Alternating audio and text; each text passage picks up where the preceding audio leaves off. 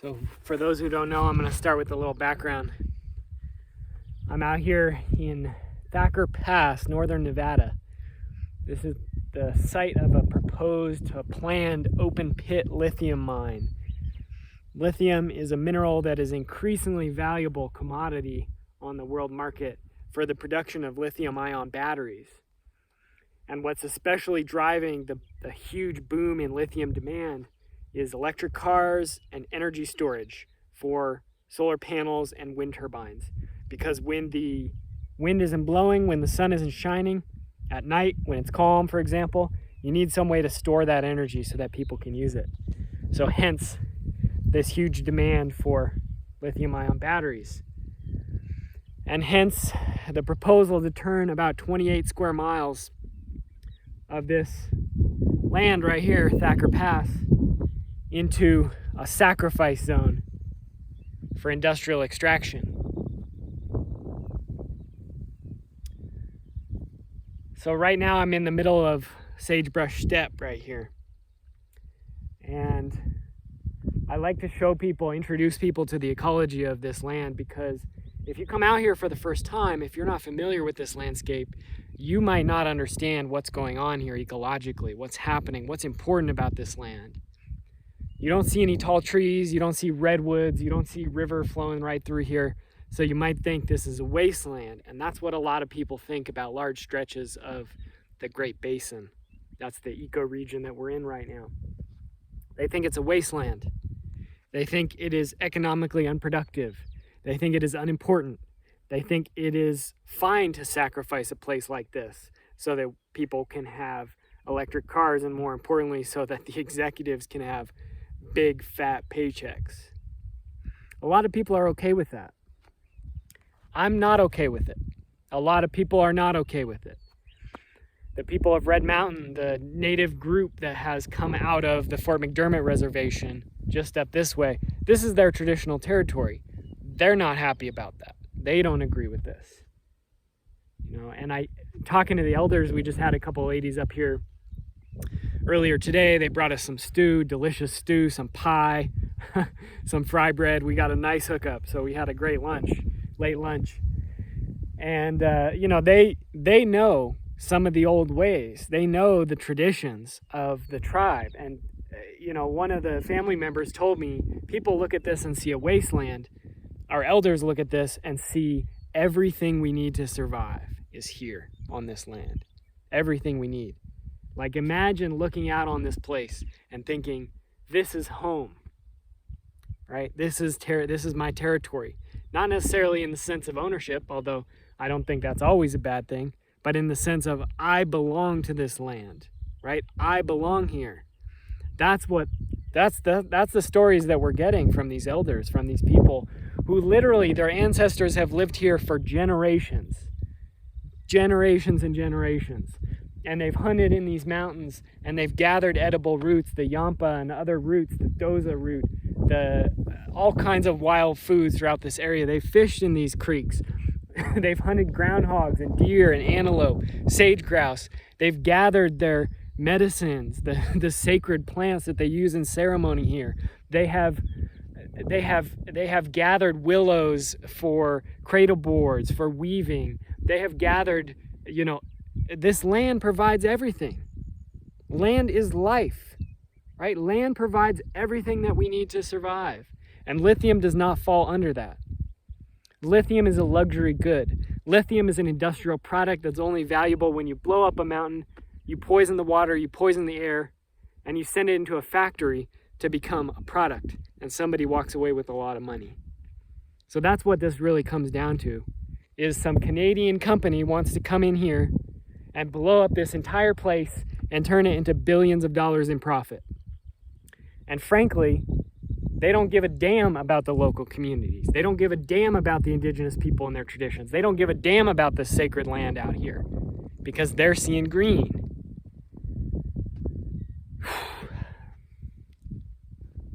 I get pretty heated about this because I care about this land. I care about this place. I've fallen in love with this land. My ancestors don't come from here, right? My ancestors come from Europe. My ancestors come from a long way in that direction, right? But I don't know that land. I'm not connected to it. I don't have that connection. The people here, they still have a connection to their ancestral land. They're still living on a small portion of their ancestral territory. And these mining companies, these destructive industries, they want to come in and take that away. And that's not right. It's not right. It's not morally or ethically right. And I want people to understand too what's going on in this situation, ecologically speaking, because this may look like a wasteland to some people, but it is not. You've heard me talking about all these medicines, these plant foods, first foods, these animals that can be hunted and gathered here. This is a lush, flourishing, biodiverse natural community here. This is an incredible place, ecologically speaking. From the smallest details to the largest scope. I mean, let's go over here real quick, okay? We got sagebrush. Sagebrush, the keystone species of the Great Basin, what some people call the sagebrush ocean or the sagebrush sea, right? Sagebrush right here. This plant can grow to be well over 100 years old. It's incredible. It can withstand incredibly harsh conditions, well below freezing, below zero in the wintertime, and well over 100 in the summer.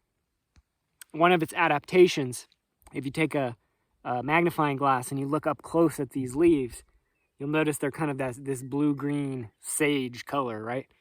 If you look up close at these, you'll see all these hairs all over the surface of the leaf. Those shade the leaf from the blasting summer sun. They help trap moisture when it does rain, when there is wetness and humidity. These plants are incredible. And they're struggling. Old sagebrush is struggling across the Great Basin. It's dying from fire. Invasive species accelerate that process. Cheatgrass moves in. It has a much higher fire interval than sagebrush, which normally burns maybe once every 50 years, 100 years. Cheatgrass moves in, non-native species. It tends to burn every couple years. It's very flammable. And then you start getting this high fire interval exacerbated by climate change, global warming, and the fact that humans tend to drive around and flick cigarette butts out of their car and park their, hot engine over dry grass and drive their ATVs and shoot at incendiary targets and do all kinds of crap and start wildfires. So not only do you have a landscape that's much more prone to burn, but you have a lot more ignition sources because people are messing around doing stupid stuff. And the sagebrush is struggling. And it's struggling because people just are destroying it too. People are bulldozing it, chaining it, turning it into urban sprawl, development, overgrazing it, doing all kinds of things to it. Just driving their cars and ATVs over it, crushing it all the time, right? This sagebrush, there are a lot of species of sagebrush out here in this region, not just one. We get the short, I think it's called black sagebrush or something like that, up tall. You get the big sagebrush down here. Some of them we've seen have been 8-10 feet tall down in these little draws. Incredible, incredible. Thicker than your arm, thicker than your calf. These large sagebrush, they're almost like small trees at that point. And then up top, you get the really low, short ones that never get about taller than this, right? Incredibly important traditional medicines. This is what people used to treat COVID out here when the COVID crisis really hit. And then here, we've got these bunch grasses. I'm pretty sure, I'm not a botanist, so maybe somebody will correct me on this, but I'm pretty sure this is the Great Basin wild rye, which is a native species of grass. Bunch grass, right? So the cheatgrass right over here, there's all this low stuff over here kind of making a green carpet. That's a non-native grass. It's an issue ecologically. It's a problem. And how to deal with it, I don't know. I don't agree with just, spraying pesticides on it. I don't agree with, sort of a nuclear approach that a lot of people take to these non-native species. But it's here, and it's causing some issues. This native bunch grass, notice how it grows in clumps, right? There's one here, right behind me. There's these other ones over here. They're all clumped up. This is a perennial grass. This is the fundamental difference, one of the fundamental differences between cheatgrass over here, right, which is an annual plant. It grows in one season, just like whatever lettuce that you grow in your garden, tomatoes. They grow for 1 year, they put out their seeds or their fruit, in the case of tomatoes, right, with the seeds in it, and then they die. And then you have to plant them again the next year. That's what cheatgrass is, annual species. These bunch grasses are perennials. And the difference ecologically is huge. Annual species are important. They're the first aid crew of nature, right? When you have a disturbance, whether it's natural or unnatural, it could be, a natural thing, like there's a landslide, there's a volcano, there's a wildfire, whatever it is. Annuals come up first. They are the first aid. They cover the bare skin, the broken surface of the earth's skin. And they protect the soil. So annuals have an important role to play. But perennials are where the real action starts. Because after a couple years of the annuals, that tends to create a situation where the perennials can come in and start to grow. And that's the perennials like these bunch grasses, rabbit brush, sagebrush, the other species out here, trees in areas where there are trees. And these bunch grasses, one of the differences is that they have much deeper and more extensive root systems. I've seen some diagrams of different perennial grasses, not this one in particular, but where you'll get roots going down 10 plus feet into the soil. Tons of these fibrous, hairy roots going way down into the soil, right? You don't get that with the cheatgrass. That's why it's called cheatgrass, because it dries out very early in the summertime. And it dries out because it doesn't have those deep roots to access water deep down in the soil. These perennial grasses have a very deep and extensive root system. And you know what that means? It means carbon sequestration. That means improving the soil. Literally taking carbon dioxide out of the air, breaking it apart, releasing oxygen so that we can breathe. For one thing, we're completely dependent on these plants for our ability to exist at all. And then they take the carbon part of that and they put a big chunk of it into the soil, in the growth of the roots. And perennial grasses are actually encouraged by some grazing. When they have grazing pressure, some grazing, not too much. They have too much grazing, they could die, they can get hurt. But a little bit of grazing, it encourages them to send more energy down into the roots. And so that's why when you have native species browsing and grazing on these native grasslands of perennial grasses like this, you get a lot of carbon sequestration. And that's what we've seen here when we've dug a latrine hole, for example. This soil is deep and it is pretty rich. It's got a lot of carbon in it. And that's something that's not accounted for in the EIS, in any of the documentation of this project. They talk about, okay, there will be such and such carbon emissions from burning the diesel fuel to have 200 trucks a day coming up to this site. They don't talk about the carbon emissions from destroying this soil. They don't talk about that carbon emissions. What will happen when you bulldoze this landscape? You expose all that soil to the air, you get oxidation, the bacteria come in, they metabolize that carbon, they basically eat the roots, right, that are exposed to the air. There's oxygen now, and they're dead. So they get eaten, they break down just like broccoli in your freezer, right? If your power goes out and your broccoli starts to thaw and the bacteria get in there and they start eating it and it smells bad, right? That's releasing greenhouse gases. They're eating and respirating carbon dioxide out just like we do. So what happens when you take 28 square miles of rich soil created by this lush, diverse polyculture of mostly perennial plants, and you bulldoze it all, you rip it up, you expose it to the air, you kill it, you kill the soil, which is the basis of terrestrial life, essentially. So I want people to know, I'm trying to educate people. Like I said, I'm not a biologist, I'm not an ecologist, but I love these topics. I study them. I try and learn as much as I can, because not only are they fascinating, this is why we exist on the planet, is at the grace of these grasslands and these forests and these coral reefs and these plankton who provide us with the ability to live on this earth. So we need to respect that, and we need to respect these life forms and these beings.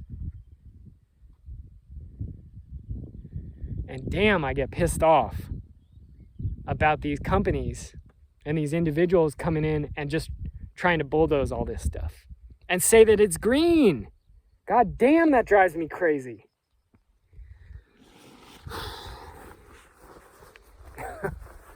I'm getting heated about these people because this is life and death, and not just for, you know, individuals who are facing the pollution from these projects, what's going to happen in their communities right around here, right? But entire species, the fabric of life on this planet is at risk right now, is under threat, is being torn apart by this industrial society that we live in and its rapacious attitude towards the land. So I have no patience for this anymore. And I don't think any of us can have any more patience. We have waited too long for people to get the memo and start changing their behavior, and they're not getting it. They are not understanding what's really going on and what's at stake here.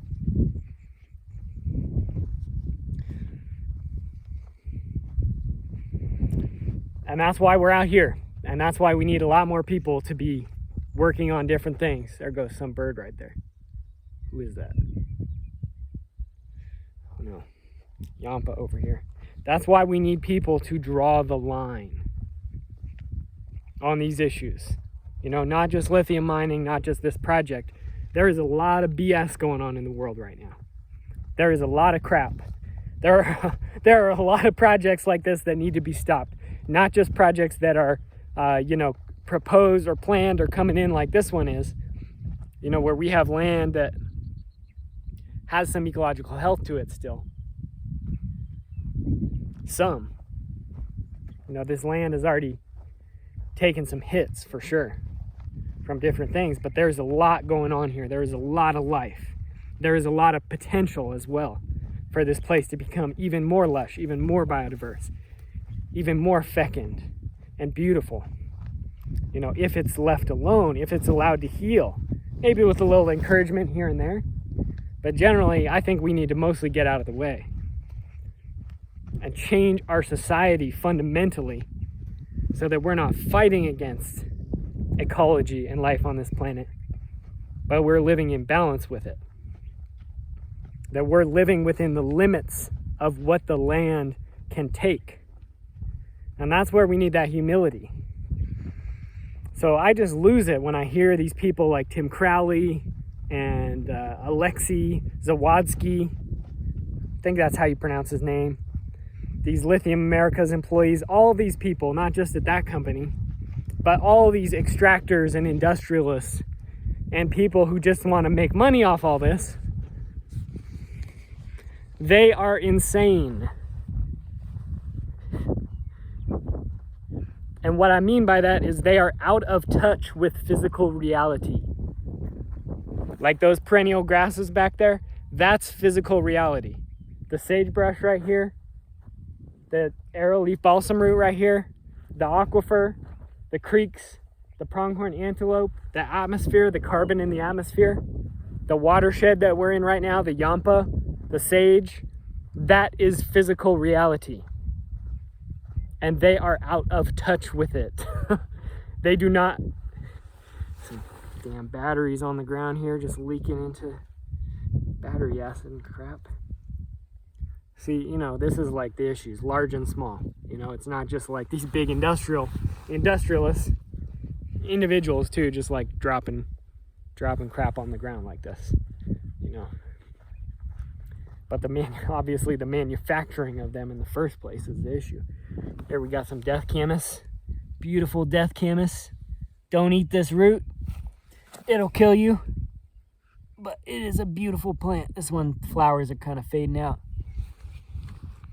Beautiful plant. Ecologically important. Fatal to a human if you eat it. But again, it's not all about us. We are one player. We are one element in the symphony of life on this planet. And we need to figure out how to be humble about that and get get on with our lives, keep moving forward without doing projects like this. And I'm not talking just lithium, because, you know, I've been fighting the fossil fuel industry for decades. I've been, you know, opposing industrial logging operations for many, many years at this point. There are a lot of problems in the world, and we need to address them. And I hope people will, you know, watch this video, learn this ecology. And if this isn't your land, if this isn't the bioregion that you're in, start studying up on what's going on in your own area. It drives me crazy that this sort of basic ecological knowledge is not taught starting in kindergarten. You know, in a real society that had any sense of, hell, self-preservation or wisdom, this type of basic ecological knowledge about, you know, keystone species and biodiversity and ecological relationships between different organisms and watershed dynamics and hydrology and medicinal and edible plants and animals, like all these things would be taught basically starting from birth. You know, this is the most important, arguably the most important education that a person could have. And we basically get none of it in this culture, which is BS. And is probably part of the reason why we're in the mess we're in. Because you've got these people running big corporations and running the world who don't know what the hell is going on in the real world. They know nothing. They're like children on these issues. Some more of that death camas, give you a better shot. It's a beautiful plant. I love it. Pretty sure this is death camas. Might actually not be. I'm not sure. I'm familiar with the edible camas that we get out in Oregon. That's my bioregion. That's where I live. That camas out there, that blue camas, is incredibly important traditional food source. Grows so thick in some areas, literally you'll look out on a field like a meadow and it will just be blue blossoms, like as far as the eye can see, acres and acres of just these blue flowers growing close to the ground. Incredible, incredible, and incredibly important ecologically and as a human food source. But yeah, I I don't know, maybe I've said all I need to say in this video. Maybe I've said all I need to say, but all I can do is shake my damn head at these people with a lot of power and a lot of money and a lot of pull in our society who, once again, are like children on these issues. They have no idea what's going on. They got their head up their ass, frankly. Excuse my language.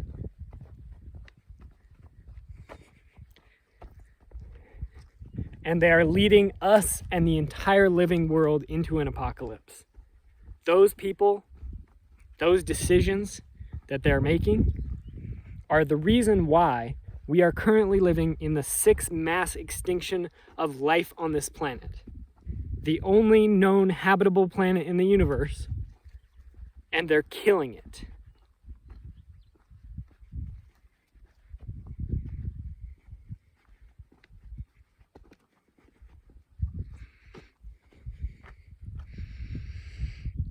So we got some work to do.